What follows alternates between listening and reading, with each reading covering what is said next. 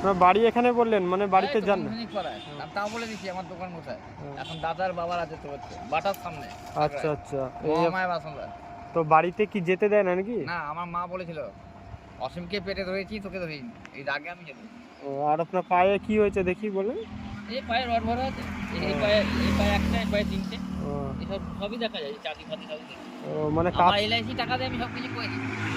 Rail company টাকাটা আমার দাদার অ্যাকাউন্টে ঢুকে গেছে, দিয়ে আমার ওর টাকা। মানে কাজ তো একদমই করতে পারেন না? কাজ তো একদমই করতে পারেন না? কাজ করেছি 5 মাস কাজ করেছি। মানে এখন তো একদমই নিরুপায় হয়ে গেছেন আপনি? না, এখন বলতে গেলে আমাদের কাজটা নাই।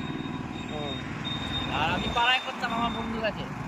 আমার দাদা বলেছে ভাইকে যদি কাজ করাস তাহলে তোকে কাজ দিব না। আমার তো 4টে পেট, আমার একটা পেট। আচ্ছা, তার জন্য? হ্যাঁ। আর তাছাড়া আমি যে কোনো লোককে যে কোনো রোগী। এটা রাখেন দাদা, হ্যাঁ রাখেন রাখেন, এটা রাখেন, ভালোবেসে দিলাম, ঠিক আছে? বেশি পারলাম না দাদা, ঠিক আছে? আমি একটা কথা বলবো, আমি খাই একবেলা।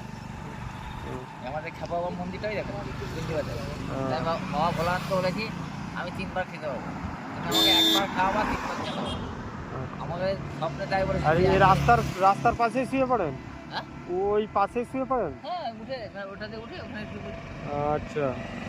আর দুপুরবেলা খেয়ে দিয়ে যে কোনো পর্যায়ে তলায় শুয়ে পড়ি।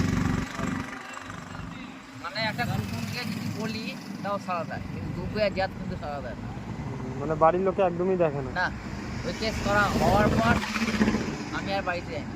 আমার গুড়িতে গঙ্গাধারে এসেছি, আমারই এক মানে প্রতিবন্ধী ছেলে বাবি ঘোষ আমাকে গাড়িতে দেয়।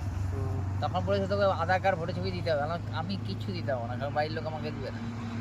কারণ ডিএমকে জিজ্ঞেস করেছিল যে আসিস টাইটেলটা বলতে পারবি আপনি? বলছে না, টাইটেলটা বলতে হবে। এক আসিস ছিল, যে কোনো আগে অ্যাক্সিডেন্টের আগে যাকে তাকে মেরে নিয়ে আসতো, ওই নিজে চিকিৎসা করতো, নিজেই আবার করতো, প্রতিবন্ধী ছেলে। আচ্ছা আচ্ছা। কিন্তু নিয়ে আয় তো আমি দেখি, আমাকে দেখো যে তুই আপনি আমাকে কেন ছাড়লেন?